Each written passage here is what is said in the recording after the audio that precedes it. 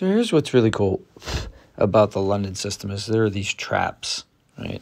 So I'm going to show you this. We're at like the 800 level here. You can see my opponent is 882 and I'm playing at 857, and I open with the queen pawn to d4, counters with the queen pawn to d4. I go move my bishop out to f4. That is the London opening.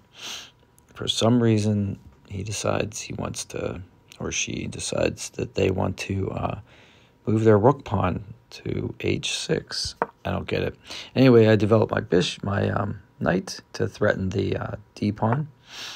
He threatens my bishop. I move my bishop back along this diagonal. I like this diagonal here in case I can advance my knight from c3 to b5, and then I can get a nice little fried liver there. But he knows, she or he knows that's coming because I've done it before and we played a couple games in a row. So it covers the b5 square with c6. All right, I'm forming my London line here, just moving my king pawn forward one space instead of two. More pawn development, early and dangerous. I develop my knight, another pawn move for my opponent. I put the bishop on the logical square for the classic London opening, which is the d3 square. His white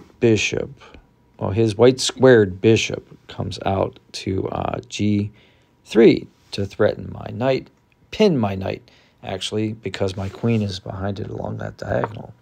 So I counter trying to get that bishop off the square with h3.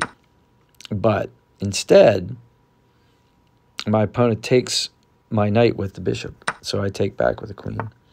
And now there's some interesting stuff. So by moving that pawn right there, the f pawn to 6, just sealed his fate. Actually, I move a preliminary move the white square bishop from d3 to f5, just covering the king's retreat.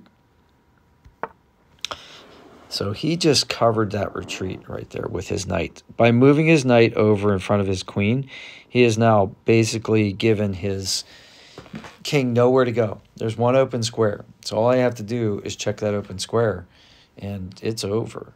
And there's no way he can block. So my next move is to move the bishop forward to g6, and it's checkmate. And that's 11 moves. So yeah, look for these kinds of traps. I mean, obviously, you're not going to have an opponent that's going to move this many pawns this early in the game. But, you know, really interesting lines move open, especially when you have that white bishop on d3 and covering all those white square diagonals. All right. If you have any questions, just let me know, and I'll do my best to answer them for you. Hope you have a great day. And smashing like helps me. And I know these are low-level games. I am not a grandmaster. I am learning. Hopefully you are too. And if you are a grandmaster, tell me what I'm doing wrong. So thanks. Have a good one.